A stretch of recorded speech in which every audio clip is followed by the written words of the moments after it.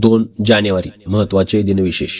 भारतरत्न आणि पद्म पुरस्कार उद्घाटन. नागरी सन्मानांची स्थापना. 2 जानेवारी 1954 रोजी भारतरत्न हे भारताचे सर्वोच्च नागरी पुरस्कार आणि पद्म पुरस्कार म्हणजेच पद्मविभूषण, पद्मभूषण, पद्मश्री सुरू करण्यात आले होते.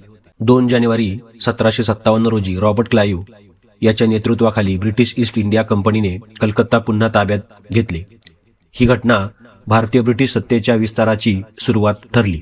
2 जानेवारी 1940 भारतीय वंशाचे जगप्रसिद्ध गणितज्ञ SR श्रीनिवासवर्धन यांचा जन्म.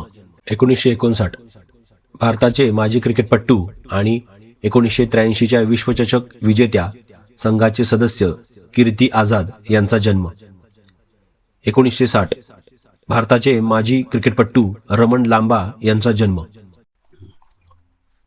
जयंती. 1878 केरळमधील समाजसुधारक आणि नायर सर्व्हिसेस सोसायटीचे संस्थापक मनंतू पद्मनाभन यांचा जन्म.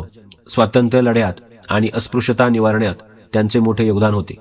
1905 प्रसिद्ध हिंदी साहित्यिक आणि विचारवंत जैनेंद्र कुमार यांचा जन्म.